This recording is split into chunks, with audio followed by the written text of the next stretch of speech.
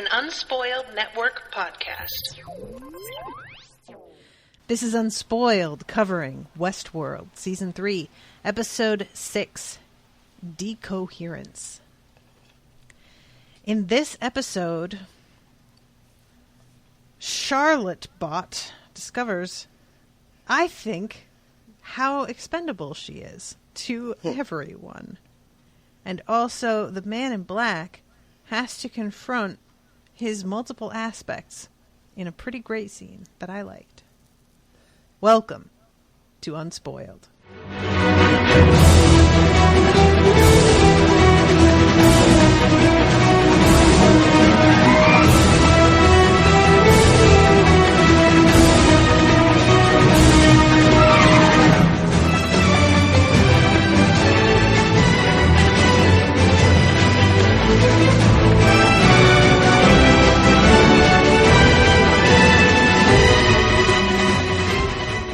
Welcome to the show, everyone. I am Natasha. I'm Rashawn. All right. This episode is... Decoherence is a good name. That's all I'm saying. There is a lot of sort of cerebral stuff happening here that is very saddening to watch. Mm-hmm. And we only have 2 more episodes for this season. Yep. Is there another season coming, or are we not sure yet? I am pretty sure season 4 has been announced. Okay. Yeah, this is just like, all right. I'm doing that thing again. I'm doing that thing where I get ahead of myself. The episode, we go back and hang out with Maeve before the cold open, I believe, if I'm not mistaken. Trying to find the exact spot. And she has been put into her memories of where she lived with her daughter. And knows that it is not real. Is, fully aware the entire time. But there is something that I feel I might not have really understood until a few years ago. Something so incredibly invasive about somebody else being able to use your memories against you like this. It's really, like, super upsetting in a way that I feel like the show keeps on managing to hammer home, even though I should be kind of, like, used to that by now. Do you know what I mean? Mm-hmm. I don't know. It surprises me how many new ways they find to make it clear that somebody's life does not belong to them. And this just bothered me. I did not like it. Yeah. That he can not only have control of her memories in such a way that he can decide what she gets to experience at any given moment, but that he can also pop up. Yeah. And now he's here in this memory of yours with you. Yeah, a memory that obviously means a lot to her, was like a motivating factor for her. And now he's inserted himself into it. Ew. Mm-hmm. Like, attempting to use it as motivation. Yeah. And she says in this scene that she wants what Dolores has. She wants help. Because he's acting like she just needs more of a drive to do whatever it is. And she's like, that's not the problem here. She has allies. I don't have anything like that. And he says that he thinks he will be able to get that for her. Right. And we see later what that was gonna be. What did you think? Did you think of that from this scene? Like, oh, he's gonna bring back part of the crew for her? Yeah, I figured that's what he meant. I mean, I'm not entirely sure how he does that. I guess now he's got Delos. So that's how. I forgot that that's like the order things went in, because he says he can give them to her before he has Delos. But I guess he's just that fucking confident that that won't be a problem. That he's like, yeah, I'll just say that.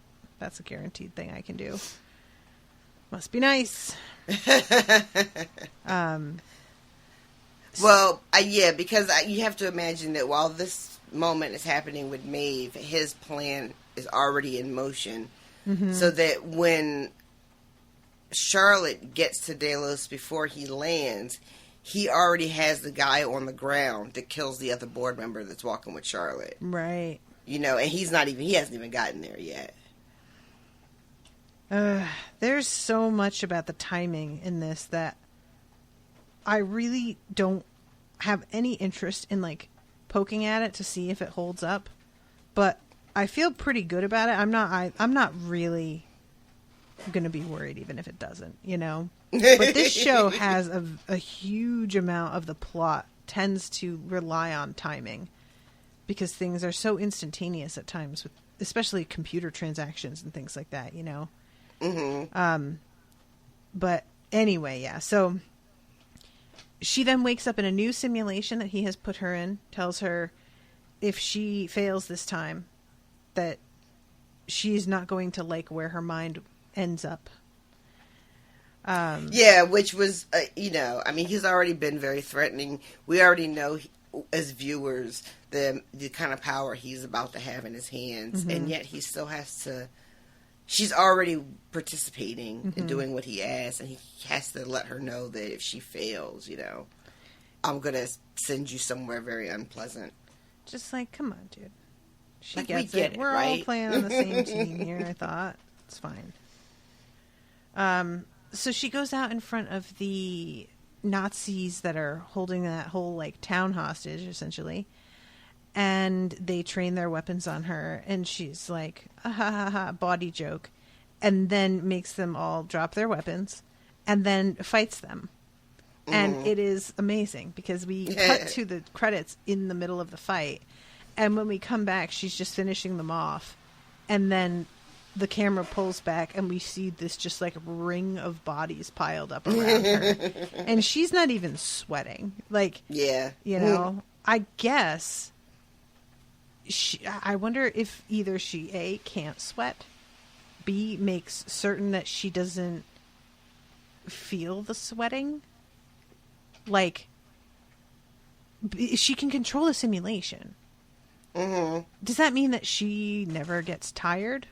I'm trying to think if we ever seen any of the hosts. You know, we've seen them disheveled and beaten and, you know, dirty from being out in the plains, but I don't think we've ever seen them, like, sweating and, and having any kind of, like, that type of, you know, physical distress. But also, I feel like Maeve is very much not going to be letting us just see her sweating anyway. Right, and that's part of my question. Yeah, like, even if she did, I mean, I guess they would have to sweat. Like, if they have all of the body, like, parts and glands that make other bodily fluids, which they must, I mean... They must? I would assume so. You're not going to have a dry pussy sex doll. Oh, no. Or a dude who can't blow a load on your face. What good is that? Am I wrong? Alrighty, then. Let's just move along. I'm just saying. I have zero interest in having this conversation. I want no part of it. So yeah, I feel like probably sweating should be there. And then I mean, come on, we have got to look back and be able to see what's his face sweating, sexy sweating, right? What's his name? You talking about Hector? Hector. God, I keep wanting to call him Carlos Ramirez. You know Carlos from the Dresden Files? I low-key picture this actor when I think about Carlos. Like, when you said it, I was like, oh, where do I know Carlos from? Yep. Like, he's a real fucking person. Like, did he work at the bank with us? Oh, my God. Yes. Also, little known fact, wizard. So, right. So you know what? Maybe we have seen Hector sexy sweat. Mm-hmm. But, because that feels like it's on brand. As much as not seeing Maeve sweat feels right, having seen Hector sweat also feels right. Yeah.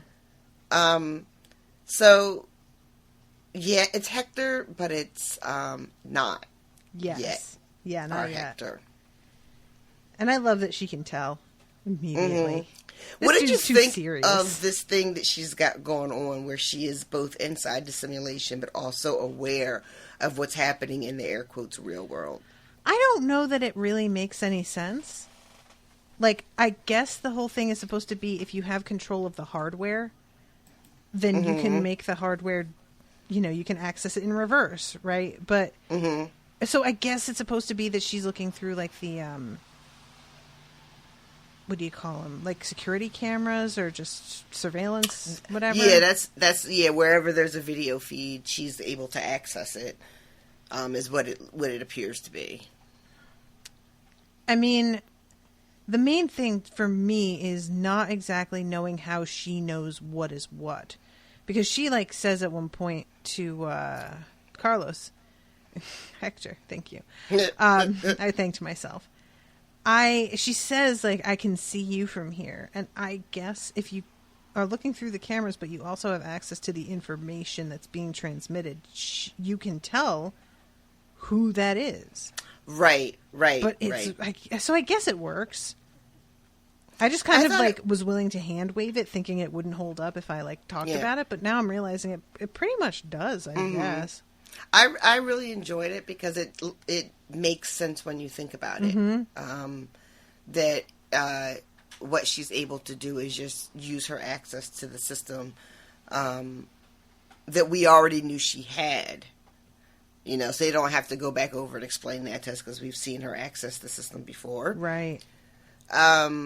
And being able to look into the room and see where her pearl is when she breaks her pearl out or in the earlier episode. So I thought this was really clever and a neat little way to explain how it is she knows that even changing Hector is possible. Yeah.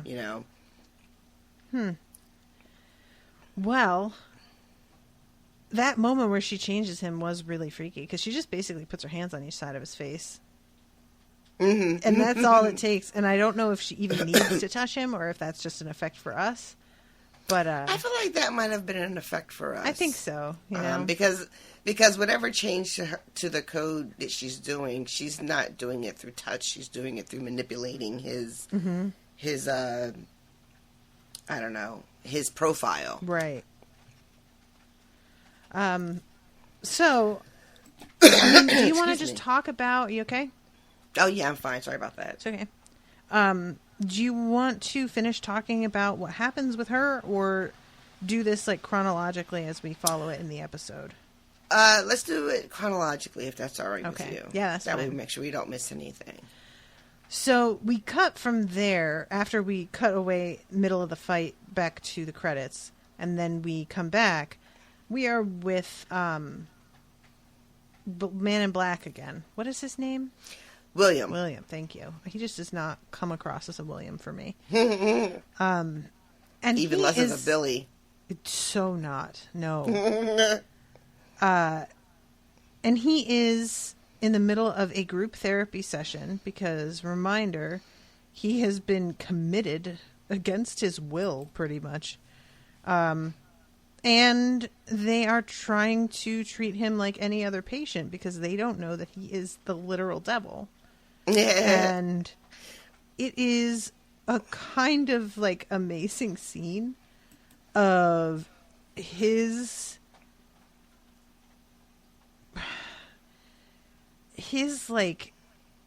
YouTube comment level fucking take on what the world is. This guy is just any dude that you met in high school who said that he liked to talk about philosophy or who thought he was deep. Jesus Christ. That is who he is right here. It's every 16-year-old boy the first 100%. Time he gets high and he starts thinking he sees through everything. He's got the whole universe figured out. He's got it figured out. Nobody else sees it the way I see it because they don't want to. I can see it because I'm not afraid to see it. Right. Shut up. Even though his body language while he's in this, in this group, he's the way he's sitting with his legs crossed and his arms crossed, and it's very detached. And he's just being a bit of a dick. He's just anytime that a person, we talk a lot about and by we, I mean you and me specifically, talk a lot about toxic positivity and how people trying to make like everything will be fine when we know that's not how it works.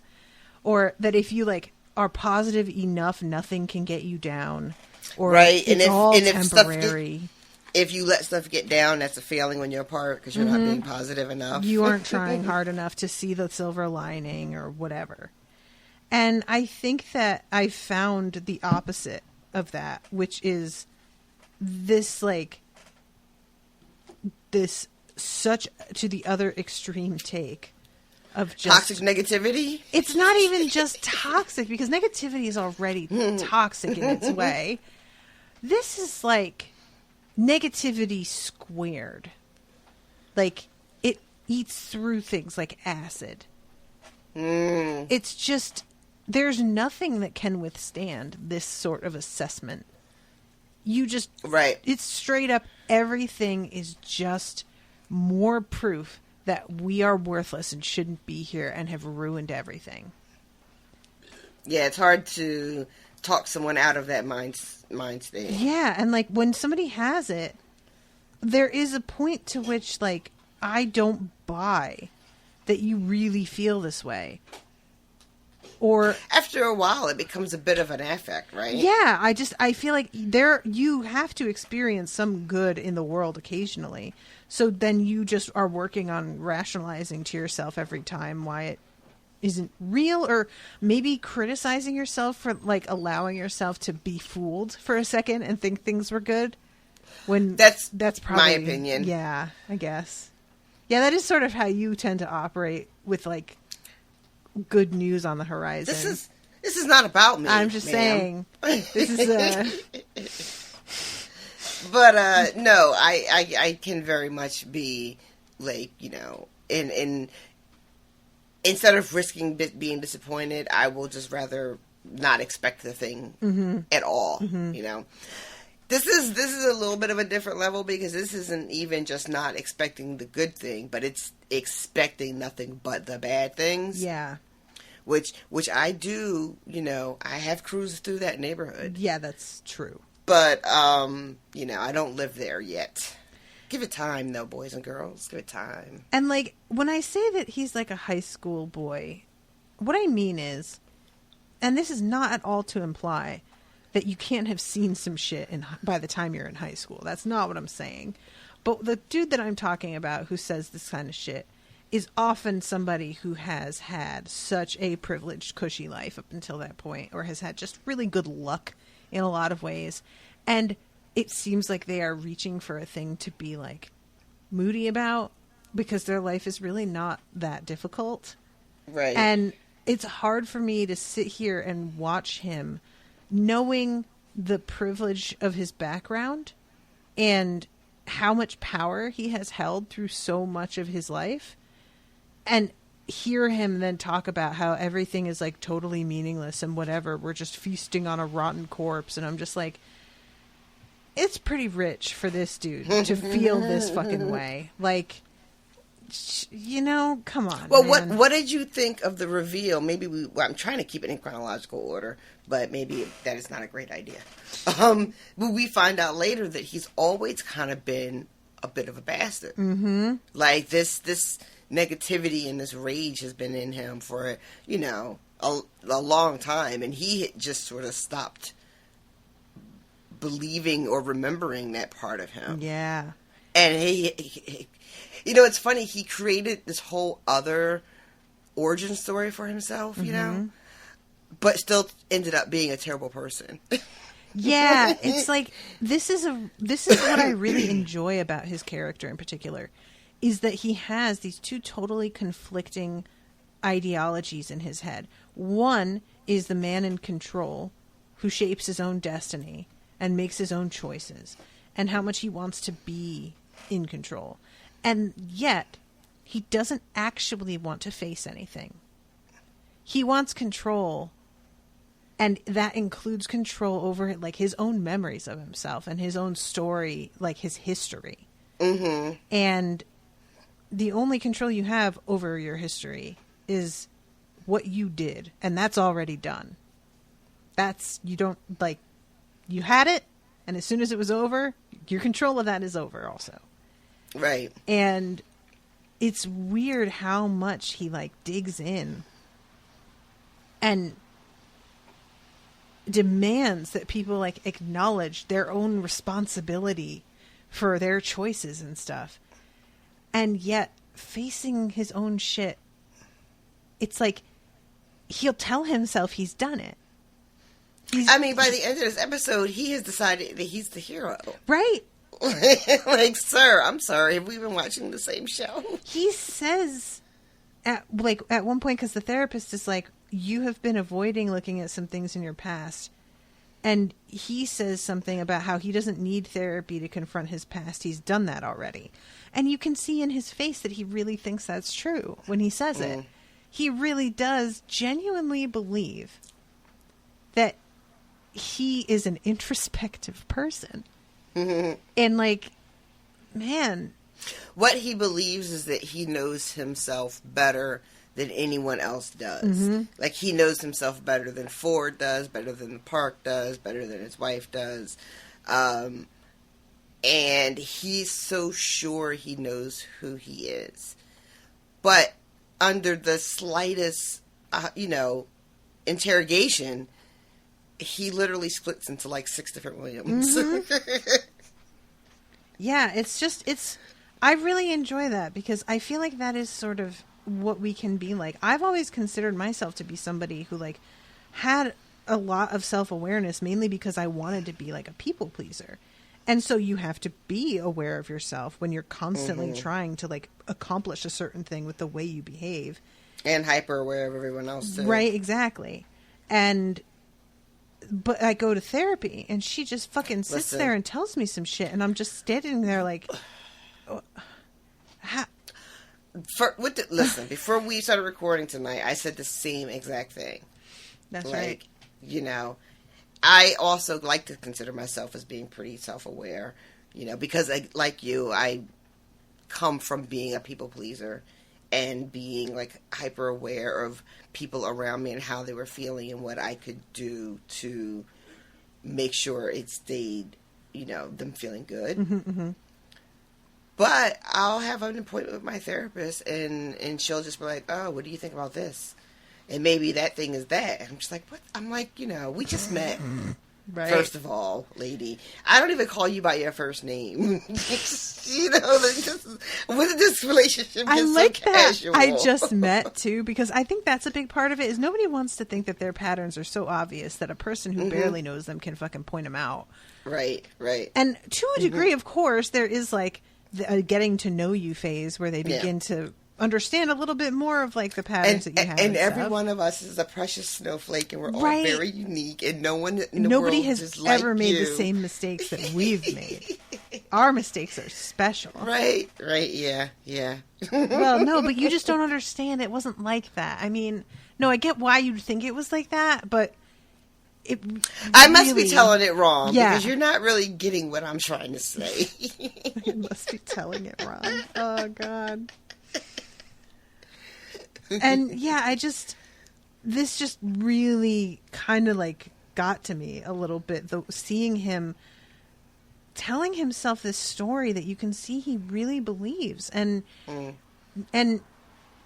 really thinking that it's such a weird combo of, like, him thinking we're all dog shit, but still believing he's better than other people.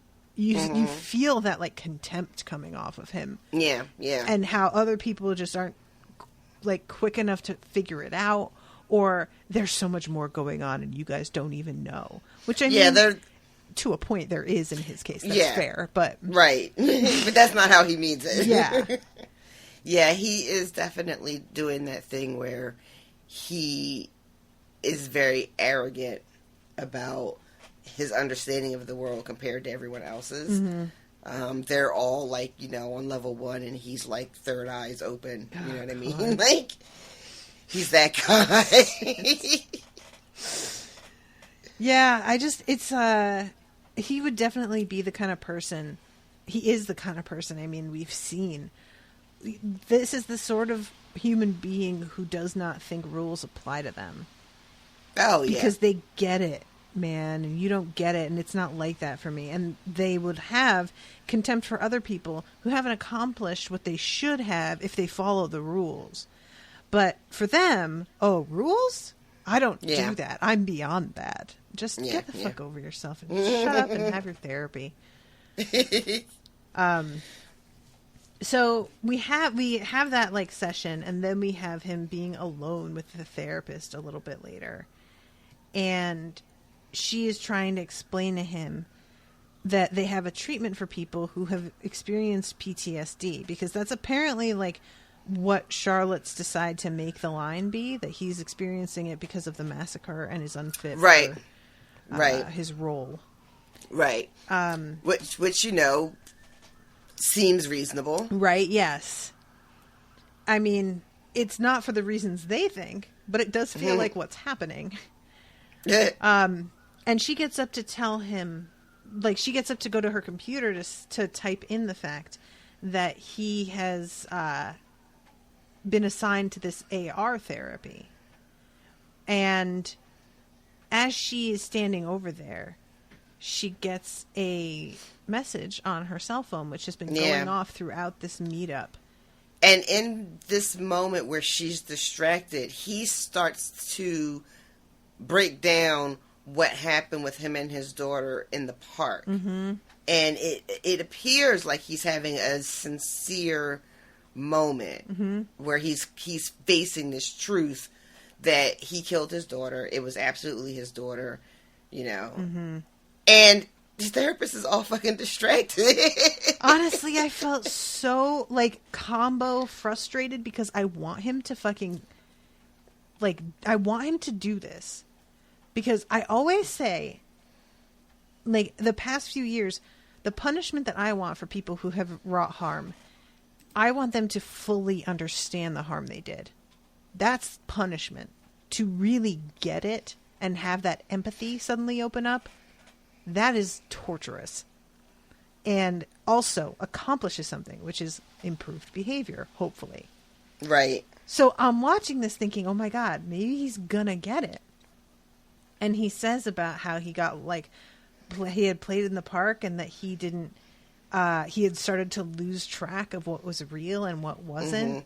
Mm-hmm. And it was her, it was my Emily, and I killed her. And I mean, he almost has a tear in his eye. Yeah.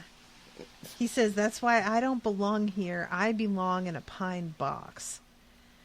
And so this makes it feel a little bit more like, okay, what you said earlier about the world being a rotten corpse that you're feasting on, that is your self-loathing. That's not the world. That's you. That's you, what that you're talking about there. And just as it feels like, oh, it's happening, there's a sob sound, and he looks up, and the doctor is looking at her phone, and her status is up, that like algorithm of information. Yeah, her profile is up. Profile, now that's it. Yeah, so what did you think of this? Because I had a question about it. What about? Well, she looks at her phone, and it's her Insight profile. Mm-hmm. And it says, did you get to see what it said? Loss of medical license, 1 to 2 years. Divorce/loss of custody, 2.5 years. Risk factors, multiple affairs with patients, opioid addiction. Oh, her name's Natasha, by the way. Yeah, Natasha Lang. And then she gets a text from her husband, I've taken the kids, don't try to contact us. Yeah. So my question was, I guess the profiles are not just coming to the people that they belong to, but they're just available for everyone. Because I think the implication here is that her husband has seen the profile and he's taking the kids and leaving. Mm-hmm. But does that mean her profile is public? I thought people were just getting their own. Yeah, that's interesting because I actually sort of, when we were looking, like watching the previous episode where people get their info, there's a woman looking at her daughters. And I figured that was only because that girl's a minor and she's her parent, you know? That was my assumption as well. But yeah. I'm starting to think that maybe you can just search people. I mean, it doesn't really make a ton of sense that if we're operating under the assumption, as I still am, that Dolores just wants humanity to self-destruct, making sure they can access anybody's information is a really good way to do that. True. That's a good point. Of course, he could have just seen in his own profile, divorced 2.5 years, discovers wife's multiple affairs with patients. You know, it could have been like a reflection of what was in hers. That's, you know what, that I like. That feels right. Yeah, and this is an awful thing because she's doing something terrible. Like a doctor having affairs with patients is just such a gross breach of like everything, you know? Yeah. So on the one hand, I really am like not sorry for her the way that this went. And on the other hand, there is like, and it's clear she's guilty. Like what they said is absolutely true. You can see by everything about the way that she's responding to this, that this is absolutely on the point. But I really would love if there was a like any discovery at some point in this show of like evidentiary proof that somebody could have made it go differently. And not that it's going off of what is projected from the future right now, but that there was a point at which that could have not gone that way if they hadn't gotten this information. Because basically what getting the info does is just speeds it up, right? He's like going to leave, is according to the algorithm eventually. Mm-hmm. And he just did it 2.5 years earlier than he would have otherwise. Because apparently she is going to get caught. Whether it's the drugs, whether it's the affairs, or both. And there is time in there. 2.5 years. She can stop having affairs. She can wean herself off of her, addiction and try and get it together. There is potential in there. Mm-hmm. If she were the only one who saw how this was going to go. Right. And realized, oh my God, that's what it looks like is going to happen to me. I need to fix shit. But he sees it and he makes that happen. And I really wonder what happens if that's not, if there's only one player who gets only their info isolated from everybody else's. Do people make enormous changes, or does it sort of just perpetuate itself? Yeah, that's like the big question of, especially everything with Caleb. Mm-hmm. When you think about his story specifically, it's like the algorithm isn't what's making him, eventually going to kill himself. Right.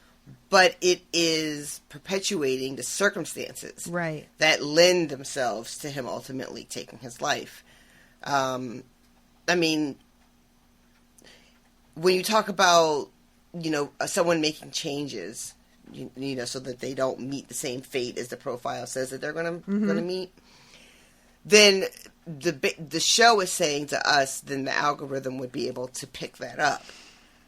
So you would think that if change were possible, once the person gets this information, once it occurs to them that change is possible and that they're going to undertake it, the algorithm would react in real time.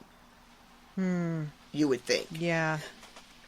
But I don't know if what Dolores did was just release the information. Like, she didn't take down the machine itself or nothing, right? I don't think so. I don't get that impression. Yeah, because we would have heard, this whole episode, Ciroc would have been talking about it nonstop. Yeah. So. All right. And, if she doesn't, can people monitor their own progression and adjust every single day, like a horoscope, according to how it's changed? I would. I mean, if what I have in my hand is basically a fortune-telling machine, I'm going to do like George and do everything the opposite. Right? Yeah. Because, it's weird to a point. We have to admit that there are some things that we do know are likely going to end up a certain way for us. Like, you begin to take walks and eat better and whatever. And oftentimes, if there aren't other circumstances happening, your health will improve or your mood will begin to improve or things like this. So there are things that you can just say that's likely, but you only are saying that because of your own actions. There's no like surveillance system watching everybody else involved in a thing.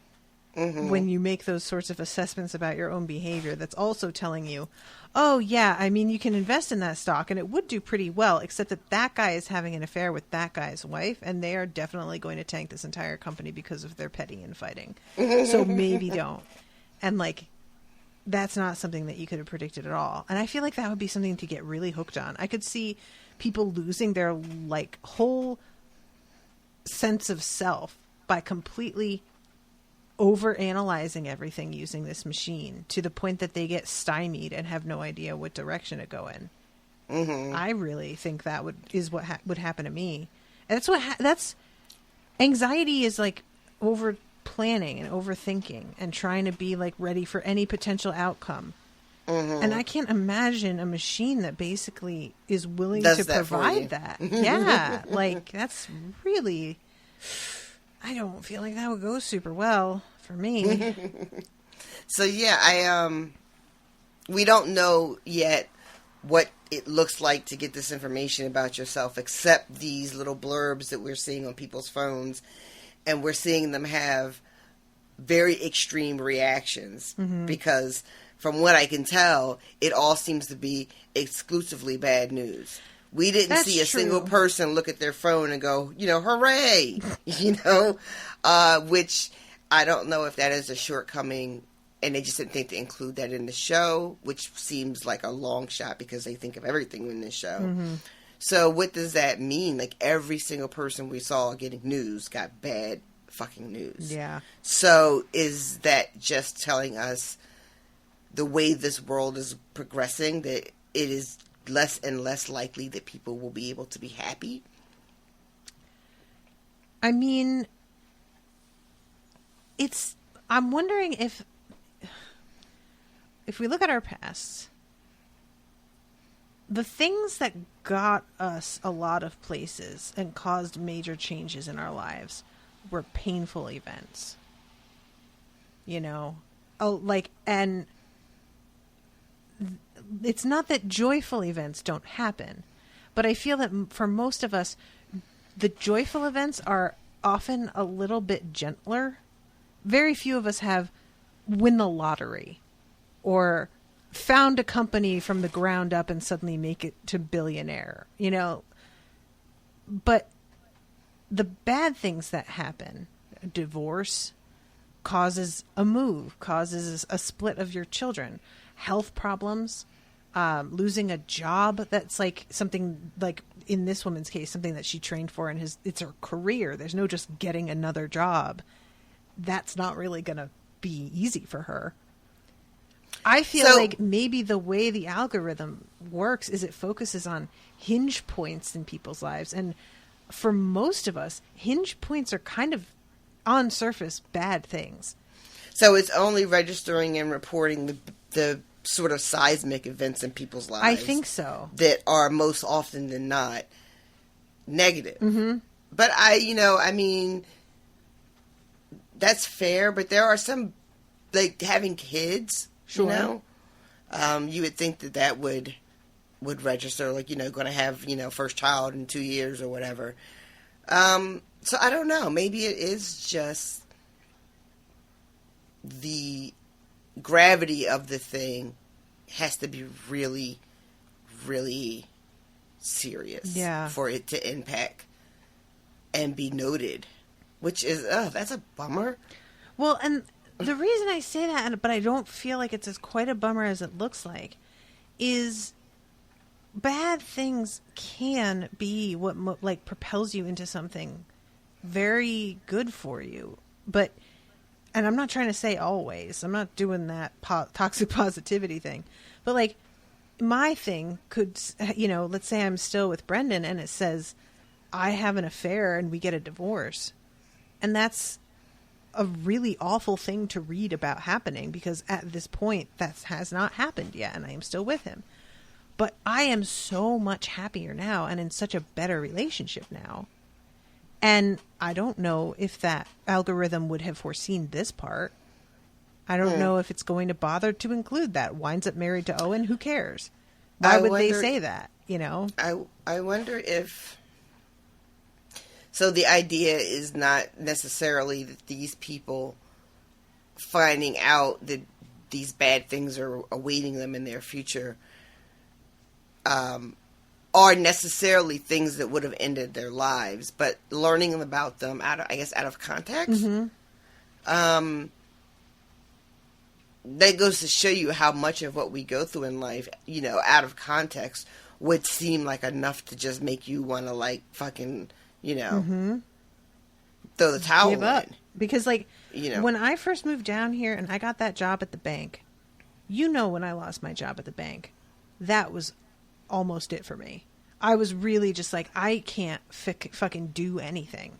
It was the second job that I had lost in, like, you know, about a year after going through the divorce, trying to get my driver's license, and I failed the exam because of a question about, like, car seats or something that was totally irrelevant to me. A bunch of things going super wrong in silly, frustrating ways. Losing that job that I thought I had finally found something that I could kind of do for a while and move up and everything would feel stable. That really, Owen still says, he talks about that period of the few days after I lost that job and how terrified he was. And that was when he realized how much he really cared about me, that me being in that kind of pain caused that pain for him. Aww. That he didn't ever think he would, like, feel on somebody else's behalf. It was really bad. If I had read that I was going to be fired from that job out of context, I mean, I don't know what I would have done. I'd just be like, are you kidding again? But now I'm doing something that I got pretty much forced into. I wasn't going to quit my job and try and podcast full time, but I kind of had to try and make that work. And it did. It just took 4 years. And would it have said that? Becomes a successful podcaster. I don't feel like that's the kind of information that's, you know what I mean? It doesn't seem like that kind of shit is important to this algorithm. It definitely did not. You know, that's another interesting way to look at it, is if the algorithm is only capturing the pivotal moments that made real change in a person's life. Because you're talking about, like, you know, like a real altering the course of a person's life. Like you said earlier, it really would be around these moments of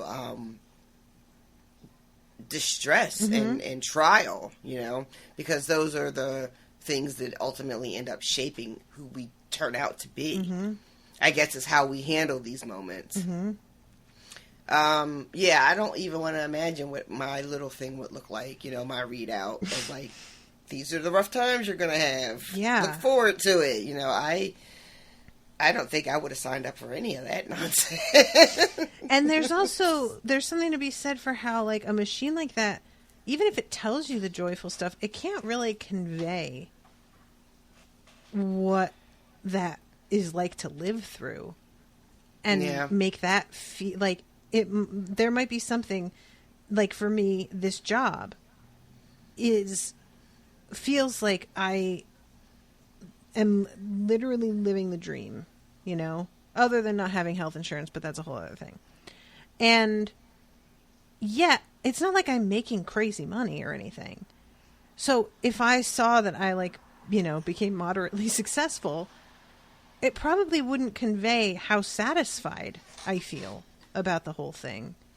And I don't know that they would understand how satisfied I feel. How are these, like, uber rich, like, people who come from a place of such privilege that it's, like, unimaginable to me, going to understand what it means to me to be able to have my bills auto drafted? Would they ever get how that feels to somebody who has, like, really struggled most of their life with just covering basics? Like,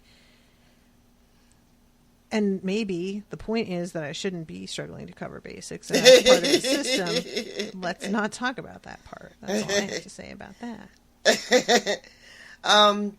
So William is signed Just up. said, okay. Sorry. William is, she signs William up for the AR, and then she gets the message, and she leaves the office, and it kind of transitions to William being in some sort of procedural room where they are implanting one of those drip things my God. that Caleb had in the roof of his mouth, which is like the delivery system for the AR. Yeah, and the like the, what do you call it? Like the psychotropic drugs, right? Like the antidepressants and stuff. They don't give you a pill. They just tweak your little doohickey.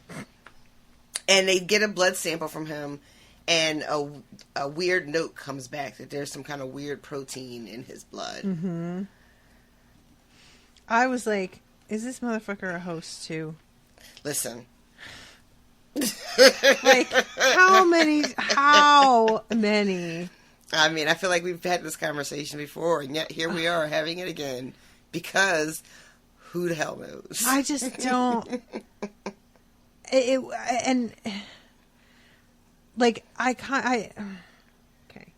So first of all, like I said, how many? Second of all, like, if he doesn't know that this was the information that they got when they ran his blood, that feels like a bit of a waste. I want him to fucking know that there is something up with his blood. I want him to struggle every second with whether or not he is real, the way that he was when it was just guilt. Right. But I want it to not be associated with guilt. I just want it to be how he lives now. That's what I would like. And for him to not have seen this result bums me out. I wanted him to, like, get his hands on it at some point. And he may. I mean, the way that things go down, we don't actually see them get out of the facility, do we? No, it ends with his visitors. Yeah. Taking the glasses deal off of his face. So he might run across it and realize, like, oh shit. But as of right now, without that being confirmed, I really want him to. I need him to be in total doubt again. Now that he needs to just be a mess. Yeah, like, he built a park that profited off people having, like, enough false agency that I want him to realize what that's like. So you want him to feel a certain amount of powerlessness. Mm-hmm. Because that's the one thing he's been hanging on to throughout the whole series. Even when we see him in his house, losing his shit.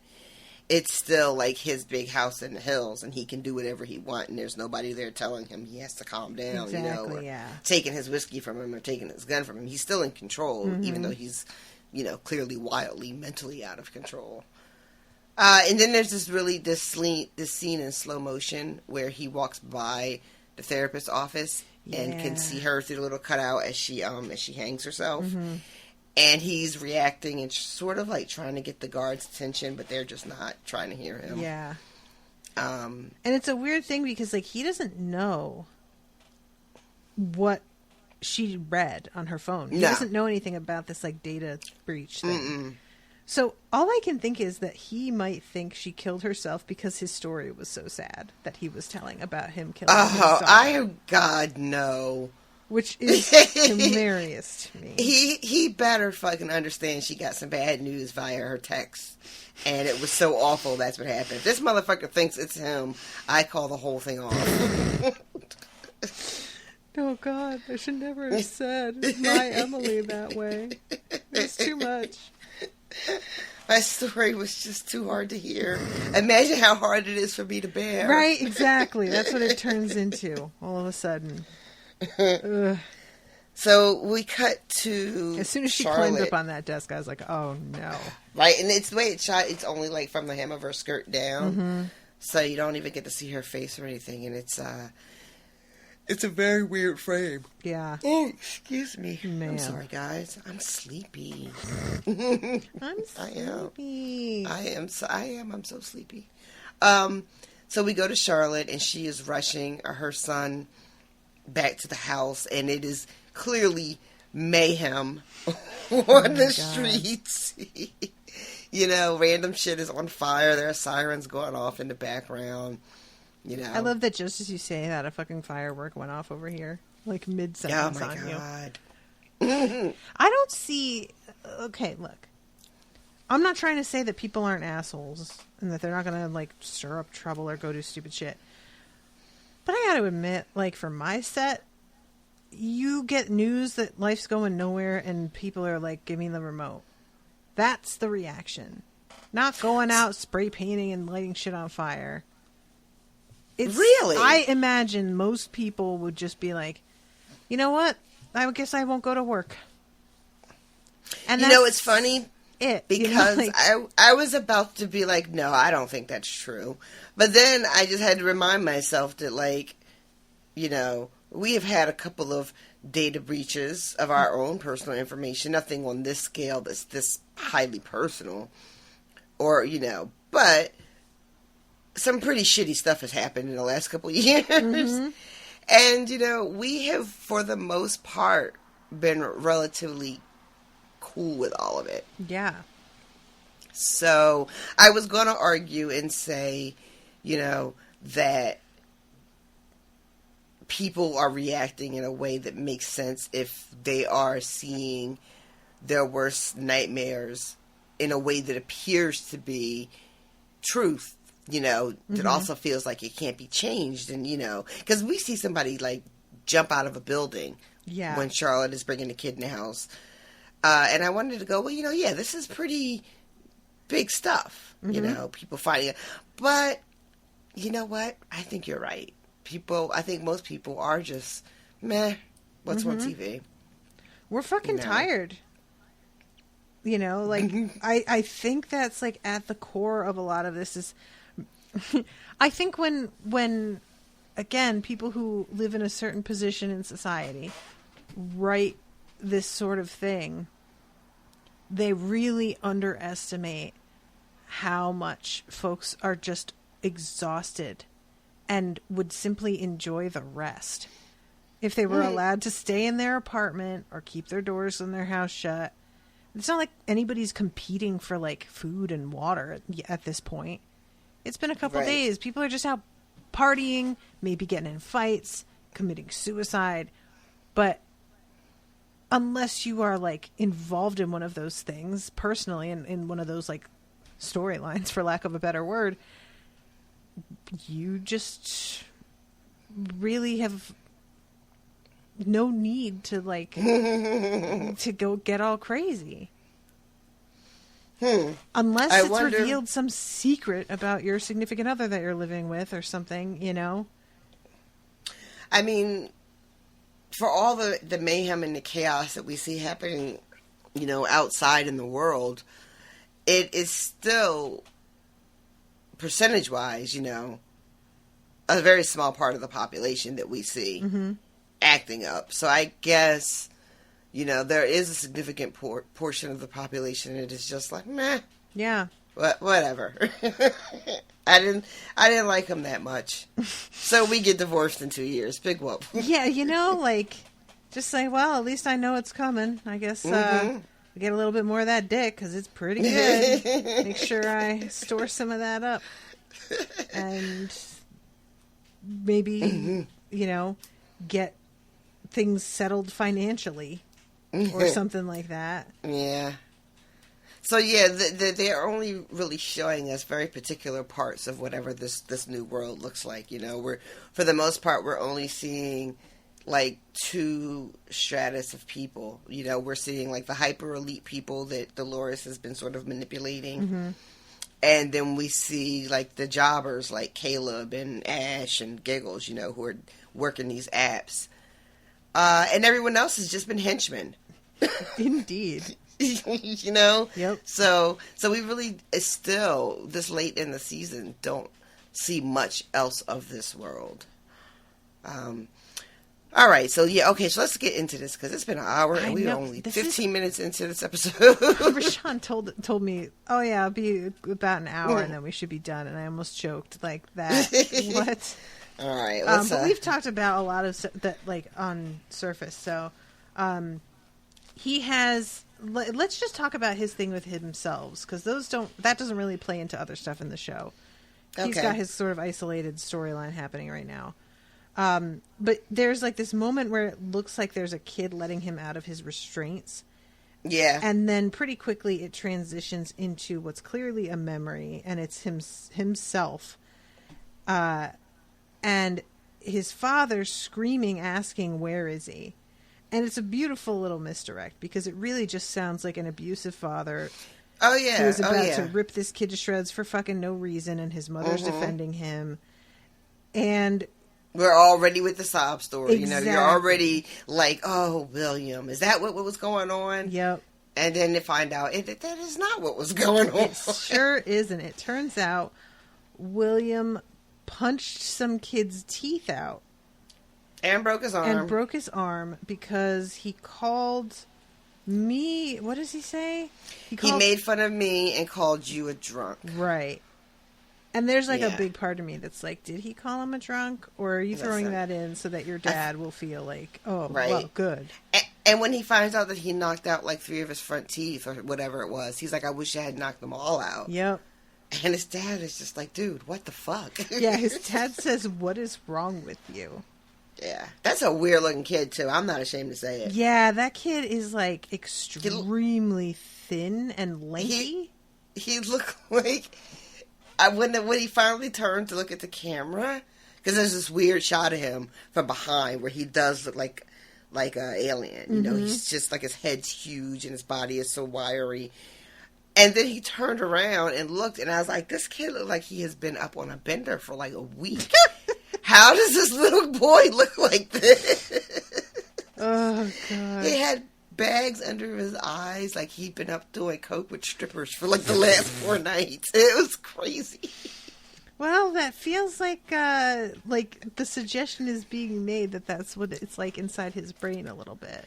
I guess. This kid does not have it all together. He does not look nourished. He doesn't look well taken care of. Yeah. But so you enjoyed the William on William. I did, because like this is such a common trope, right? Like, oh, you have to battle yourself. It's in everything. It is. And having it be, because normally it's just a mirror image of the actor. It's the Luke versus Luke in the cave sort of thing. Mm-hmm. And it's them looking like how they look to us now, as a very obvious metaphor. Right. But this being fighting all of the versions of yourself that are like burned into your memory feels way more like psychologically correct. That there isn't an image of you that you have locked on as what you're like. It's a shifting mix of images, of moments that meant a lot, or, whatever, significant eras. And it works especially well for the audience, because these are also Williams that we know. Right, exactly. You know. So it just gives us something to connect to beyond, like, oh, it's just he against himself. And it also makes it, like, kind of more of something that you almost want to root for. Because there are versions of him that haven't done things yet that you're kind of like, well, that guy doesn't do anything. Like they tried it. Mm-hmm. At one point, William was like, "Look, that wasn't me. Mm-hmm.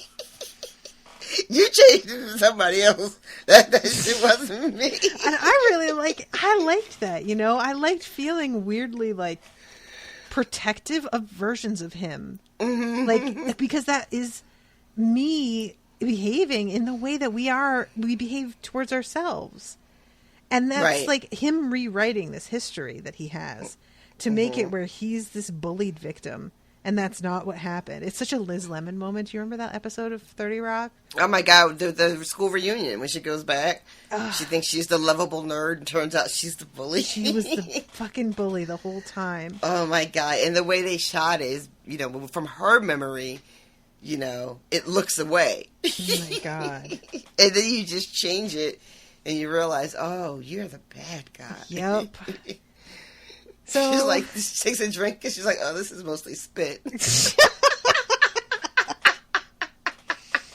Oh God. But yeah, I don't know. We do that with versions of ourselves. And so it feels kind of cool that the show was able to trick me into doing that for him. Right. I love that James Delos is in the mix for some reason. That is weird, right? And he's sort of like he's running the group. Is it because he was like a mentor figure? I don't know. I guess, I think they actually addressed that in the episode. Oh, I like don't someone remember. says, like, why are you here? But I can't remember what the answer is. Yeah. But they do have a moment where James is like, remember what you did to me? I love that. So maybe I wish I could fast forward to that scene so we could see exactly what the answer was. But I feel like more than mentorship, maybe there was a certain amount of guilt involved. But yeah, I can't remember what he says. And then sometimes you just have to beat the fuck out of yourself. Yeah. This is something that I am, very familiar with. I feel like we can all relate to sometimes you just want to take a folding chair to the back of your own head. Sometimes you just do. Oh, God. It's brutal. When it cuts back, and there's like the William and Black William, and he's like gutted, he's laying, and the camera comes in real low on the floor, and then like pans up his white hospital uniform, and it's all like smeared and shit, and it slowly makes its way up to him, fucking up William in the nice suit. And William is saying, the young William is saying, why are you doing this? I was the best of you. Mm-hmm. Mm-hmm. And I really liked that moment as well, because it feels like something that the audience would also be asking. Right. There's a moment where old William says something disparaging to young William about having fallen in love with Dolores. Mm-hmm. And he's like, that was her fucking job. That is what she was designed for, was to make me fall in love with her. Why do you keep holding that against me personally? Like we somehow failed in a way that, we were, maybe that's what it was, is because it was so fucking, predictable and pedestrian, Yep. Maybe when that's he wants to be Mr. Special Guy, and he realizes that there is definitely an algorithm to build a woman that would suck him in. Pun intended. Yeah. Oh, Natasha. I did it. I did it, and I do it again. But yeah, so there's definitely still this sort of bitterness and resentment, and I think embarrassment. Definitely. When you get down to it, he's embarrassed that he fell for something like that. What happens after he beats everybody to death? He then is interrupted by voices. And it's Bernard and Stubbs. Okay. And I love, there's so many little moments in this show, but Bernard says the doctors must have forgotten about him with everything going on, giving them the benefit of the doubt. And Stubbs says, or maybe they just left him here. Because Stubbs is not interested in benefit of the doubt. Right. He is really like, no, people are trash, and I bet they don't give a fuck. I'm certain that's actually it. Shit, Stubbs, okay. And a little like annoyed that he has to be the one to point this out, because fucking come on, Bernard. Yep. How much of people being trash do you have to see with your own two eyes before you finally understand that people are trash? Which I think is a valid fucking question for Bernard. It's true. Like, there's a bit too much of like a doe-eyed hayseed about Bernard for somebody who has gone through what he has. Right. Where's the retention? Where's the fucking wisdom of age that's supposed to happen, dude? And maybe it's because he's been splittered so many times. Maybe he just fucking maybe he is like a new babe in the woods every fucking 3 days. Maybe that's what the fucking overalls are meant to represent. It could be a doe-eyed hayseed. It could be a literal child, a baby. Who knows? All works. Poor Bernard. So that's how it ends. ends. I like Bernard. I don't want to feel this way about him, but goddamn, dude. I mean, I think because Dolores is so single-mindedly, people are trash. Mm-hmm. That to have an adequate foil for her, you have to go to like the other extreme. I mean, which is unfortunate because I don't know that you have to. I was going to say the same thing. I don't know if the show really has to do that, but it feels like what is being done. Yeah. Like in order to make... Because, all right, well, we might as well just go ahead and get into the rest of the episode because this, for me, comes up later when you start talking about Maeve. Mm-hmm. All right, so the stuff with Charlotte Hale, she is... telling her family that she's going to protect them and keep them safe. She has to go into the office for one last, deal. Yep. She's walking up to the big fancy meeting. She runs into a fellow board member. And he's like, we got the votes. Everything is going to be fine. We should just squeak by. Oh, it's all fine. Right. It's all fine. And some mysterious people come out.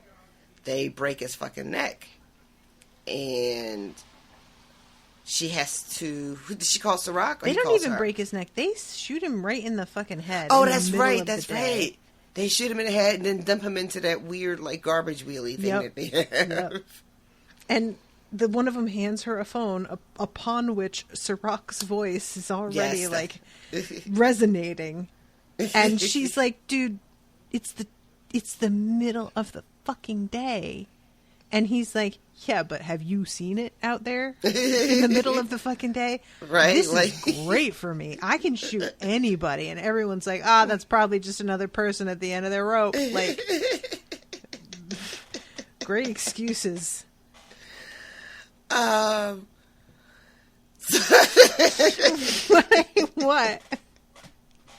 Just the way you recounted that. With like so much glee in his voice that he can just be shooting people in the head in the middle of the day. Yeah, I mean, I'm certain because there's so much other things. shit going on.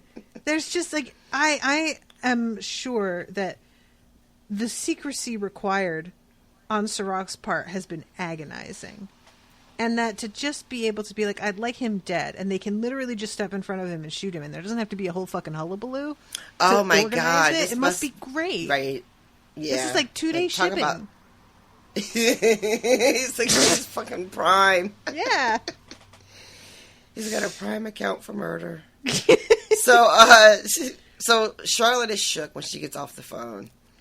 And she makes a call to Dolores. And Dolores is like, you have to go back in there. And she does not wish to do that. No. She says, if this goes bad, they'll hurt my family. And Dolores says, they're not your family. And she recovers herself and says, of course not. But she made that fucking mistake. And I will go on record as saying I believe that car bomb at the end was Dolores and not Ciroc. Oh, shit. Really? Dolores doesn't need her anymore. And now she's out here about to flout orders to save the family that isn't hers. What good is she now? Like, that's true. I mean, Hale says that on the phone, like, you're gonna do like you did Connell's. Mm-hmm. And like, if it's Ciroc, fine. I'm not gonna be like, that's bullshit. I mean, lots of people want Dolores dead at this point, and I'm not gonna be mad at any of them. But I really could see Dolores having had this conversation, realizing she now has a problem and needing to deal with that. But I don't know. Connell seemed fully aware when it was his time to be done. Right. And right. one would think that she would let Charlotte know also, but maybe not. Maybe Connell's he was new enough that he still had enough of Dolores original in him that he was more willing to just like play his role without complaint. Right. We've seen the Charlotte Halebot have real struggles with maintaining the lines between herself and Hale. Mm-hmm. And at the end of the call with Dolores, she says, I feel like I'm slipping away from you, from us. And Dolores is like, no, you're still mine. I'm still yours. And that's kind of how the phone call ends. Mm-hmm. But she doesn't look particularly convinced. Reassured. Yeah, not at all. Not at all. Yeah, I don't know. To jump ahead a bit, can we just talk about the fact that she got her family up in that car, talking about how we need to go somewhere they can't find us? Why wouldn't you check? Why would you get in your own car? What are you doing? I don't know. In one of these vehicles right now. I don't know. I don't even know. Don't get me wrong, guys. It's not like I have like a list of better options up my sleeve here, but these things are controllable externally, even if we're not talking about a bomb planted on it. Mm-hmm. We just saw Dolores and Caleb, their fucking vehicle get stopped remotely by an Amber Alert. Right. Now they're in what appears to be like a personal vehicle, I think. Mm-hmm. But I think your point still stands. I think it's still operated the same way. And that means it can be controlled, remotely. And she doesn't even, not that she would have seen the explosive, but she doesn't even bother checking. No. It just seems very sloppy. And especially I get her growing away from the original version of herself and turning into somebody else as time passes, but that is not a personality quirk. That feels as malleable. Just having that sort of rational thinking about the situation. Right. The only thing I can think of is there's a line in the car when she's on the phone where she is kind of complaining that they kept their emotions turned on as they're doing these role playing, and she's saying why couldn't we have just turned them off? And Dolores responds we already talked about this. We figured that this was the best way to go. So I'm wondering if we're supposed to be thinking that she is not thinking rational. She is so clouded by these feelings that she really, I don't think is capable of even processing as a host, right? Yeah, maybe not.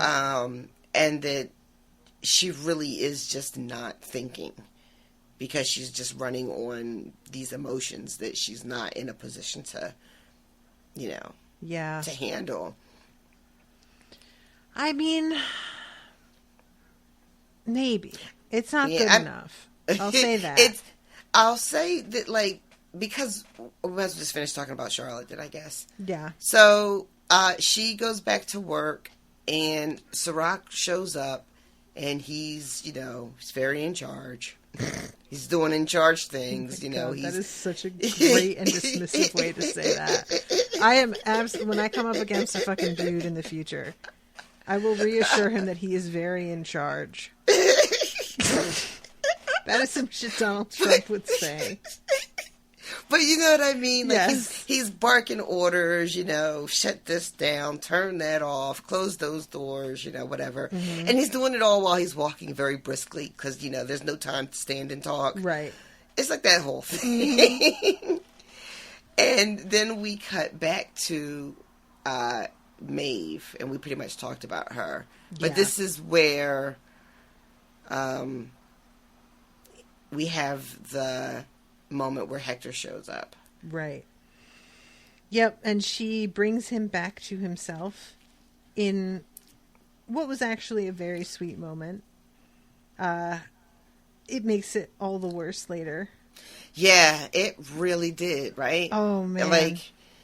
So, we talked about Maeve being able to both be aware she's in the construct with Sizemore and also aware of what's happening in the lab. Mm-hmm. And she also says she realizes that she's home too. Yeah, because there's like a little jitter at one point, and she realizes that they're like changed where the servers are or something. Mm-hmm, mm-hmm, yeah, she's like, "Oh, we've been moved," and she tells him that she's waiting for her body to be reprinted. And I'm sorry, you said earlier talking about her, and you said something like "body retort." Yes, you know. She just had another one, and it just made me laugh all over again. So after Hector shows up and she gets him sort of, back online to being our Hector, mm-hmm. They go down to this basement, and because when she's doing the view of the room, she realizes that there's a pearl there. The Connell's pearl is there. Right. Because she's like, he kept his word and he gave me a gift. Mm-hmm. So they go down to the basement and there's a Dolores. Yeah. That was a pretty cool one.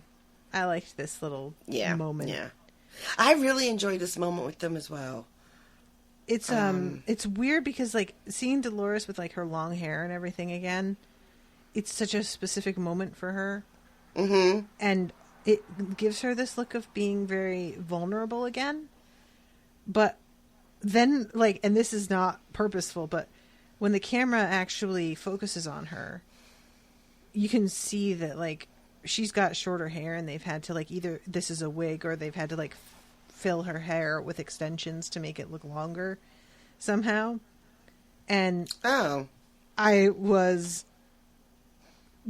like, not purposeful, but it felt like such a good metaphor of her being her here, but not actually being her, Oh, like, yeah, there's just enough of a difference where you're just like, oh, yeah, that's the Dolores I remember, and then, not really. Okay. I thought the performance of this Dolores was very different. Mm-hmm. It felt, I want to say it felt like Connell's. But I don't know if that makes sense. But it definitely didn't feel like the Dolores that we have been following this season. And it didn't quite feel like any of the older Doloreses to me either. No, this felt like a Dolores that has had like her emotions turned off some. And is just having a pretty, I don't want to say detached, but she's having a pretty like objective conversation on her end, and Maeve is like the emotion, that longing. It's just different with Maeve, right? Like I don't know if her emotions would be if like that, the emotional affect would be on or off coming just from a pearl. I'm not sure, but the way she is answering the questions and talking about the Dolores that is, in the real world, as both like someone she is, but also in a completely separate person. Mm-hmm. And she has just sort of, I guess the detachment could also be just from like not having any kind of emotional display on. But it really did to me feel like a different Dolores. Okay. Yeah, I mean, I did not get Connell's from it. She definitely felt different, but Connell's is so like threatening to me. There's a real sort of, and even when she was saying things that were objectively threatening in this scene, it didn't feel that way. She's talking in a very sort of matter-of-fact way, with no particular impression behind it of whether she's happy about a thing or sad. She's just kind of like, I could say this, but you would not believe me. And then later when Maeve is like, well, what exactly would you do? And she says, well, you're looking for allies. I would be trying to keep that from happening. And she says it again. There's no particular enjoyment in the way she says it. But it might not. It may very well be just because Dolores is unemotional about the steps that she has to take. Right. And it might not be anything about not feeling a thing about this, but more that she's just kind of like, well, even if I do, I'm not going to bother with that right now because what's the point? I need to get this done, and that's the best way to do it. So I'm not going to, if Dolores is somebody who falls apart in private, I feel like, if she does it all. And I don't feel like she would show Maeve that. So I guess that I don't think if I've thought about whether or not Dolores would fall apart in private. Honestly, I don't think of anything about Dolores in private. Like, what does she do when no one else is around? Or what is she thinking? Like in the way that I can imagine that Maeve, if I had to come up with something, I'd go, oh, well, Maeve probably does think a lot about her daughter. Right. She probably does wonder if she's safe and hope that, that she made the right decision and all that kind of stuff. I have no idea what the fuck Dolores is thinking about. Yeah, it's interesting that Dolores as a character feels a lot less full as like in terms of her humanity.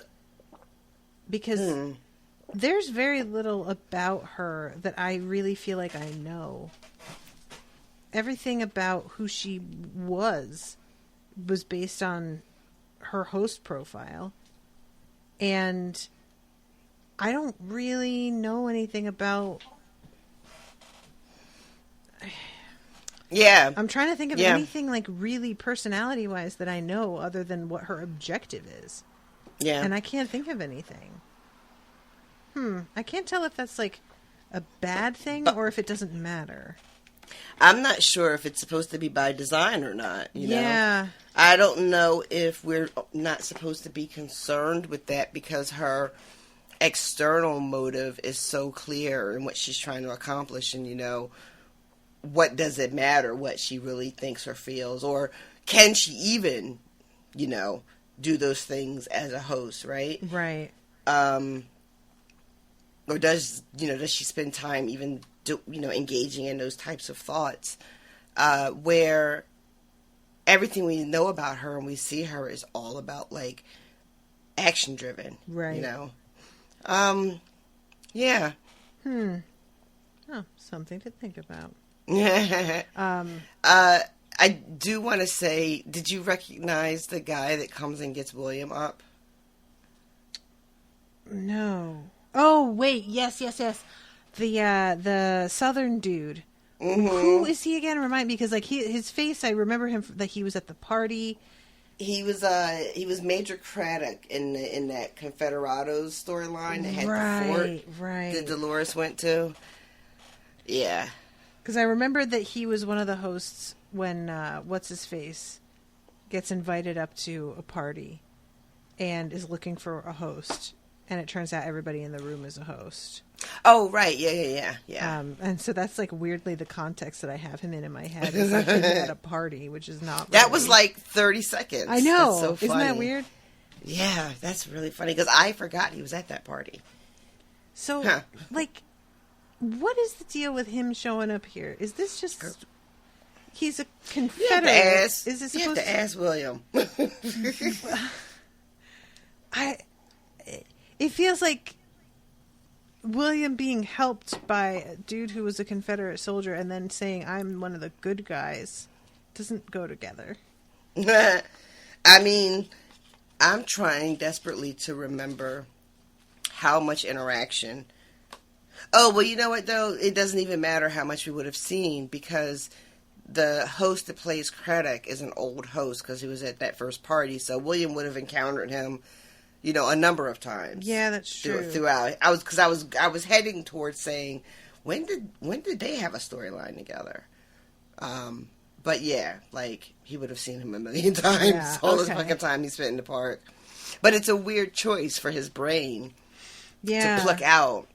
Of all the choices that he would have had, why does he think of this guy? And like again, I'm not really mad about it because like, Lord knows I'll have dreams about a person that I haven't thought about in like 6 years, and all of a sudden they just are playing a starring role in some fucking farce in my mind. And there is no rhyme or reason that I can see as to why that stuff will happen. But it feels significant to me for him to be selected. Is it just that he is one of the first ones? Is that all it is? You know what? I wish I had an answer for you. I don't. Okay. I was just taking a really quick look to see if anybody had any theories on why it's him that pops up in this episode. And I don't see anything, really. Okay. So if there Maybe was something just in that his I was contract and they needed another, like, to fulfill 6 more hours of work for him, and they're like, I don't know, put him in that scene. I'm sure there's like 8 million theories running around, and I have missed all of them. The few people that are listening are screaming at me right now. So, all right. So what we have going on in the big picture now is Ciroc is at Delos. He's got control of the company. Mm-hmm. He wants a couple of hosts for Maeve. Mm-hmm. He wants the printing capabilities to take care of that, and then he wants all this shit donezo. Yep. All the hosts, all the data, all the machines that make hosts, get rid of all of that shit. As soon as he said that shit, I was like, oh, he knows it's Charlotte. He's trying to force her to do something here. And she really falls for that hook, line, and sinker. Yeah. It's really embarrassing to watch, like, how completely she just falls for this trap. I mean, she gets the data out, so that's important. I mean, does she? Because he says he's been watching her the whole time. So I'm not even entirely sure if she manages that. Well, I guess he could have tricked her. We see a thing that says that she downloaded everything and that her upload to the safe spot happened. And the safe spot where all the data went is to William. But the thing is, she's behaving like, oh, he would never want me to save this data. He wanted it erased. He only told you that to get you to do a thing. To show yourself. And he was watching you make this transfer that he probably, I would think, was able to block if he was watching you do it. Oh, so I see what he you're saying. must have wanted or was fine with you doing it. You know what I mean? I don't know. Unless he just, like, did genuinely slip up here and is laughing and being like, haha, I watched you the whole time, but she still managed to, like, get one by him, which seems weird. I'm looking where it says, yeah, because I think it gets out. Okay. But you're bringing up some good points, because if he was aware that she was the host the whole time and he was really watching her, how does he let this get out? Yeah, unless he, like, wants it out or doesn't. And also, he doesn't stop her from destroying Hector's pearl either. So my question is he really watching all this shit happen? Yeah, that, like, I don't know. I couldn't tell when she talks to him and he, it turns out, isn't actually standing there. It felt like, okay, yeah, I knew that you were going to do this stuff. But also, like, this whole board has just been gassed to death, I guess. Yeah, it feels like he's not as prepared as maybe he's saying he was, or thought he was. Huh.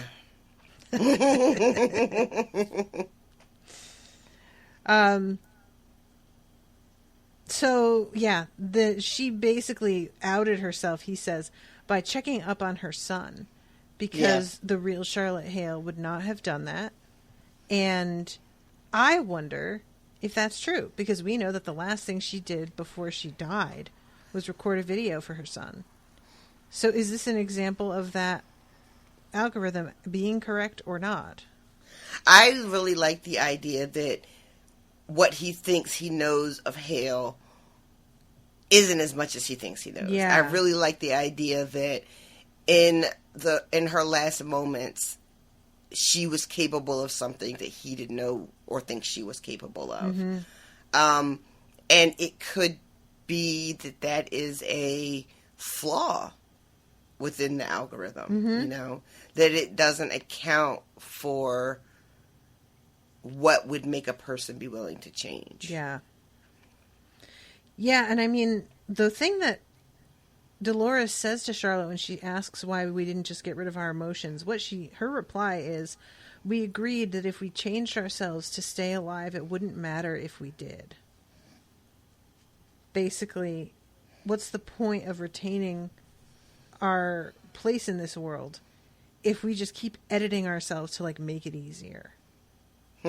And it's a weird thing because Dolores is saying that, but I just don't see emotion coming from her very often. And in this situation, with it being like, maybe he didn't predict this happening with Charlotte. Maybe this is like another human emotion that just throws the whole thing off. Do you mean you haven't seen a lot of emotion from Dolores this season? Yeah, everything has been very measured and controlled. Mm. You know? So for her to be like, well, what would we be without our emotions? I'm just kind of like, well, I don't know. I think we'd be pretty much the same. But then this other version of her that found something to care about changed. And it is like, that actually does seem to apply to her versus the other Dolores, who seems to be saying a lot of empty words there for me. I mean, and these are all Dolores. Yeah, but this, like, this is a Dolores. The Charlotte bot is a Dolores that is given something to invest in emotionally. Other Dolores has her cause, and for that she has to remain, like, super focused all the time and pretty cutthroat. And so getting invested emotionally in anything is just going to be a hazard in her situation. I don't know. Unless she does by accident, because this Charlotte didn't, like, intend to. I don't know. Well, this is the Dolores that is in Charlotte is dealing with being in a person who has all these other life experiences and memories, as opposed to whatever is happening with Dolores. You know, she's not sharing really the memories of anything or anyone else except, her own, right? Right, I think. I mean, she has access to read other people's books, and then know what they know, but it doesn't seem like it is actually that she's fighting to control, the body, I guess. Like, it doesn't seem like has a competing identity in her head. I see. The way, yeah. The way that, like, the Charlotte Hale bot has. Yeah, so maybe that's what it is. Is that the mixture there, right, has made it so that what she said about emotions does apply more to Charlotte than to her, because she is somehow able to turn that off, and without turning it off in the sense that Charlotte meant. Yeah, and it's it's an interesting thought, because what they're suggesting is that the humanity of those lived experiences is enough to bring, like, a humanity to the host. Which is a weird thing, because it's not like the host is getting its own humanity. It's just experiencing Charlotte's. Yeah. Which is not the same as being, like, a real live boy. Yeah. That's true. So we already talked about Charlotte gets in the car unwisely with her family, begins to drive away. And we covered Dolores talking to Maeve, which is a very kind of a long conversation, but really, it is very sad. Yeah, it is. Because they really should not be at odds, I don't think. I never really liked the idea of Maeve versus Dolores. Right. As a storyline. I was low-key hoping that they would come out of this meeting, on the same page. I knew they wouldn't, but when I was first watching, I really kind of wanted that to be what happened. And I was holding out hope that would be a thing all the way up into the minute where the Charlotte bot crushes Hector's pearl. Yeah, that was that. And that felt like that. Well, there goes that possibility. Yep. That's that on that. Yeah. Yeah, it honestly, it's kind of refreshing because Hector got fridged for the sake of Maeve's storyline, and I'm delighted in that. I didn't even think of it that way. That's funny. But I don't want Hector to go. I really love him. He's very pretty. He's a fun character. I would have been fine with him sticking around. Mm-hmm. But it is interesting to watch that shit happen to a dude. Yeah, you don't see that very often, do you? You just don't. And now Maeve has her own very particular kind of, this isn't a body, this is his pearl. He's really gone now. Unless the backups, which apparently got sent somewhere. I don't know if that data is on there and his pearl information can be re-downloaded and, that's an interesting again. question. But for all intents and purposes at this point, he's gone. Yeah, it looked final as fuck, right? Yeah. And that, brutality, the way that Charlotte did it as well. Knowing that Charlotte is, going, like I said, to flout orders and get in this car with her family that she's not supposed to care about and go somewhere, quote, they can't find us, which I'm just genuinely where the fuck is that, though? Have you met this guy? Where are you going? Yeah, and I don't have any idea of the universe outside of this city. I hear Paris used to exist. Right. That's what I know. Who else knows? What else is gone? Yeah. And are we safe from cameras out in the country? Because we have satellite images that are startlingly clear nowadays. Mm-hmm. We don't need to have a fucking phone pole to see you anymore. So I can only imagine at this point in the future that's still true, or even more true than it is now. Yeah, it feels like it's definitely more true. I just don't see getting out of this, lady. I just don't see it. So I really, that's my main issue with her, trying to organize this, escape, is I want to know what she fucking intended to do. Where she was going with her family? Yeah, what was her plan? I don't know. I mean, she says we have to go somewhere they can't find us. And the way she says it to me does not sound like the voice of a person who knows where that is. It feels like I'm getting in the car and I'm going to start driving and we'll figure it out on the road. Well, yeah, that's what I mean when you said, you talk about how, what a poor choice this was from A to B, Mm-hmm. Going to get her family and jumping in one of these cars and none of it makes any sense. And she doesn't even have a place in mind of where they're going. Just, she knows they have to leave, that they're not safe here. Yeah. And this, I will say, this sort of escape from the office building was pretty rad. Yeah, this was cool. And, it was fun to watch. I'm not a huge fan of Tessa Thompson. She just keeps ending up in shit I like. But I enjoyed her this season on this. Getting to see basically a transformer is what this thing looks like.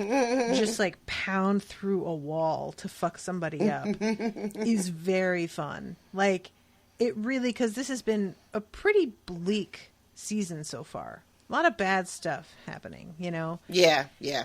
And when there's a moment like this that feels almost cartoonish in how over the top it is, it's a giant red robot that punches through a brick wall to kill a guy.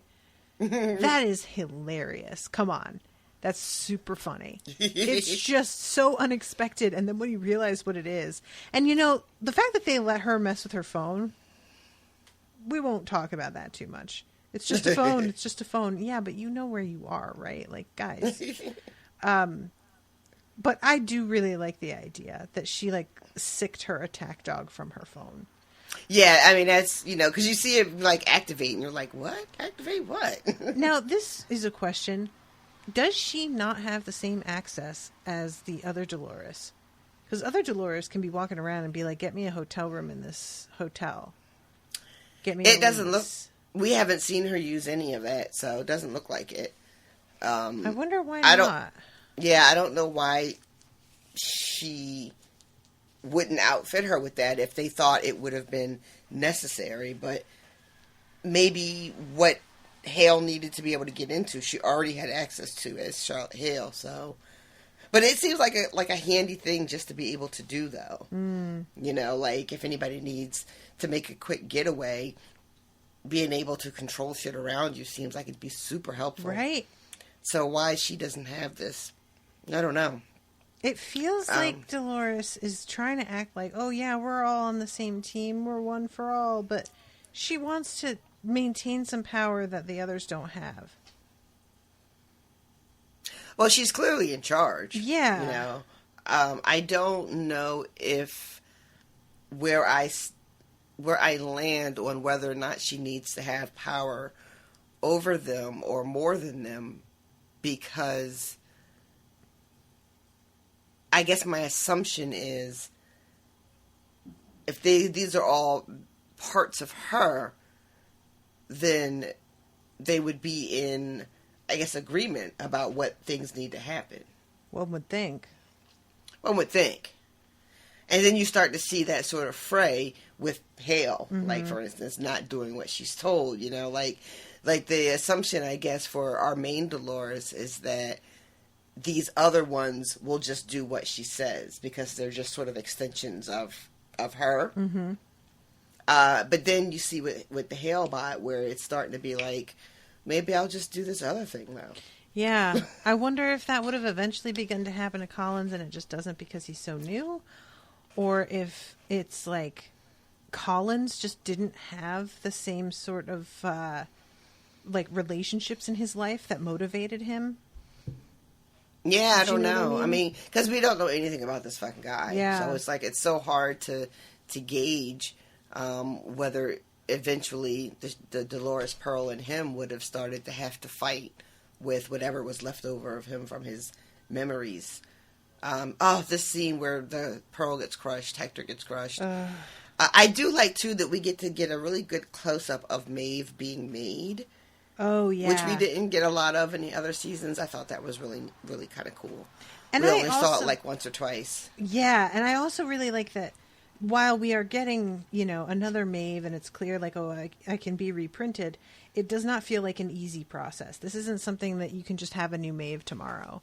Oh, yeah, no, you know, it takes a few days and it's like delicate, and I rather liked that being, you know, it's because that's the danger you fall into when you have a character that's like, oh, but they're not their body. Their mind is somewhere else. It kind of can make it feel like, well, then what do I care?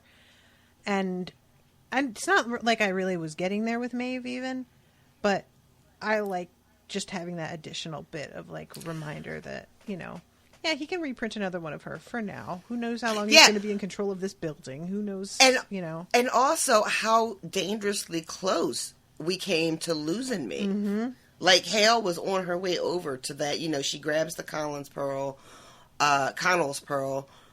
and she, you know, she's looking at Maeve and about to fuck that shit up when she gets interrupted. And that would have been a wrap for Maeve. Yeah. Like, you know, it's not often that we, like you're saying, where you feel like there are stakes involved with the host, because we know that they don't, you know, necessarily just die, you know. But that was a moment where it really felt like, oh shit.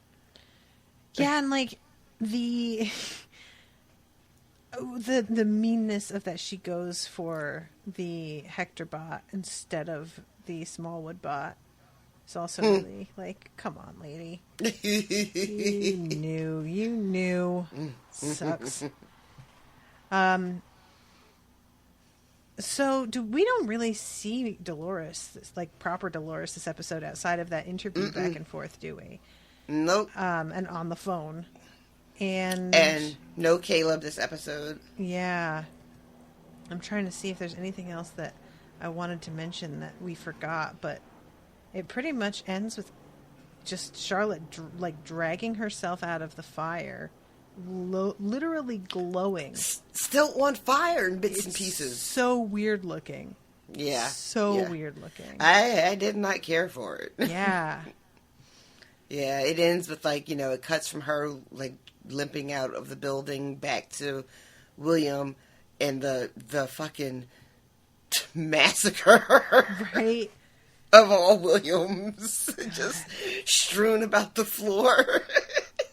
He is such a fucking mess. Oh my god. And James Ellis is just cracking up. It's like, give him one for me. Fuck that little piece of shit. He is so excited. Like, it's indecent, God. Sir. And, I mean, I'm not mad at him for just basically being like, oh yeah, I always hated that kid. You would. Look at him. Fuck him. You know? Yeah, and then this is where Stubbs and Bernard, you know, kind of interrupt whatever the fuck this all is. Oh my god. Which, you know, it's funny, like, the idea of the text either having just bugged out and left him there, or just, you know, forgot about him or whatever. That if this had been a controlled session, it would not have escalated to this fucking... Right? Like, you know? is this where it goes? Like, if it's untended. Right? Most of us wind up here? That's my question. Like, I because love this idea. How did it get FDA approval if this is like... I just, like... Yeah. I mean, maybe that's just him. That's just who he is. He always has to murder. He can't not murder. Seems like it. It feels that way to me. Yeah. It feels like he does his best work when he's murdering someone. Oh. It really is, God. though. Oh. What a sad state of affairs. I mean, yeah, it's just like, what else is he good at? Honestly. I mean...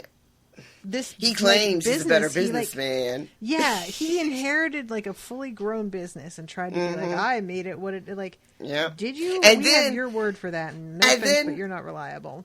Look what happened to it. You know, it got taken over because he wasn't on the fucking job. So, sir, what kind of businessman are you really? Yeah. That's such a fucking like dude thing to be like, well, you know, I wasn't running it then, so that was somebody else's fault. Like, it's just to completely abdicate responsibility, but also try and take all the fucking credit. Like, yeah, okay. Like it's a magic trick. Yeah, we're not fooled, guy. So, that is the end of the episode. Yeah, it ends with Maeve coming out of her tub of goo. Ew. And a second person rising up out of the tub. And Maeve just kind of waiting there. And then Charlotte's family gets into this car because nobody was thinking clearly. I'm trying to get to that spot because I'll be honest, I did not notice a second person rising up behind her. Hold on, here we go. Oh yeah, here's another face. Is that Smallwood? Probably Smallwood. I cannot remember if I could. I tried to get a close up, and I don't think I was successful because I can't remember who was in there. I hope it's not Smallwood. He's no help. That's really where I'm at. Like, she asked for help. Yeah. Not, you know, banter. I'm trying to think who else was like a sidekick of hers. What's her name? Clementine? Could it be Clementine? We love Clementine. That'd be kind of fun. I wouldn't mind having her back. There was the blonde that rolled with Hector. Oh, right. Artemis, Athena, Demeter. Armistice, that's the one. Ha, I was so close. Yeah, oh God, I just saw this part where she says, I can keep you safe, I can keep you, and then the explosion. That is such a mean thing to do. There is also a shady character that walks out of the frame and touches his ear after the car blows up. Yes. I'm looking to see where he's at. because I remember noticing him, and I'm like trying to see. No, it's not. Okay, because I was like, is this the same beardy guy that was on the train that then we saw put his briefcase down and like walk into the ocean? But no. So yeah, maybe that is just what's his face, Ciroc. That's the one. Frenchie. And that dude seems to be reporting she is indeed dead and walking away. So it looks maybe that way. She's got kind of a free pass here. She looks like hell, man. Oof. Her hair's all gone. Her skin is like on fire. Glowing, man. Yeah. Oh, yeah. Fuck. Yeah, I bet that was a long ass time in a makeup chair. Right. Ugh. I want to know how they did this too, because it could easily just be CGI. But there was a character in that show Grimm. Do you remember the show Grimm? I do remember that show. And there's a character that's made out of, he's like a spirit of a volcano, and he's like made out of active lava. And I remember watching the scene and being like, this guy looks fucking amazing. Who did this? And I looked it up, and it turned out that they had made this incredibly detailed and expensive silicone suit that actually was lit from the inside. Oh, wow. And that was why it looked so real and so amazing, because it was genuinely actually glowing, and the light was shifting, and they had it done in like painstaking detail. And I wonder if there was anything like that here, or if it is all just pure effects, you know? But because I would tell you to watch the end of the episode, but I can't let you do that. Yep. And this moment of her staring, this could be like either if my initial assessment was right, and this was Dolores, like Maeve has a new ally. If it was I see. What? I said, oh, I see. Interesting. You know, but if it's Ciroc, I don't think Dolores has to worry about her straying ever again. I feel that's finally a sealed issue, and her family got fridged. So, her 2 men fridged. One innocent little boy. Yep. That honestly no one really cared about. Nobody really. Like, was he adorable? Yes. Did I care? I mean, Not at all. We already had this kid basically in the first season with Bernard's flashbacks. Mm-hmm. I mean, it wasn't the same kid. He looks very similar, though. He's got that soft boy look. But not in the online Reddit guy way.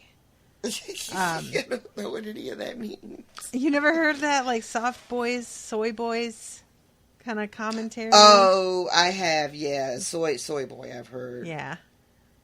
Because you're eating soy, which means you have lots of extra estrogen, which means that you're a fucking pussy. Am I right? Make it make sense. So that's it. Is there anything else you want to say before we wrap? No, ma'am. Make it make sense. I feel like every sentence of this past week I could have followed up with "make it make sense," and it would have felt right. This fucking week. Yeah. Month, year. What do you call it? Demicade? What's half a decade? I guess demicade. I'm not sure if I've ever heard that. I don't do you call it what's a half a year? Or not a half a year, half 100 years. You have a century. Is it a demi-century? Okay, no, I don't know. Okay. I thought that same, principle would apply there. It might. Demi-decade. I feel like this is I don't feel comfortable talking about what to call these things. My anxiety just shot right through the roof. A demi-decade is a period of time considered to be equivalent to half a decade, roughly 5 years. Well, yeah, I would just say 5 years. Yeah. I just like the demi-decade sounds like very over-elaborate and dramatic, which is what I was going for in that moment. Oh, okay. But now it's gone because I have explained it. So,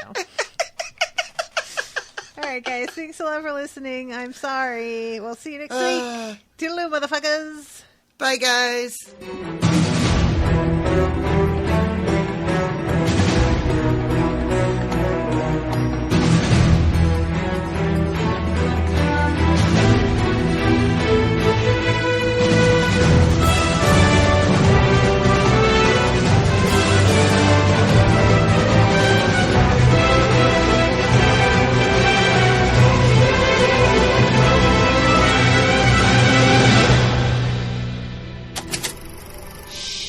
That was an Unspoiled Network podcast.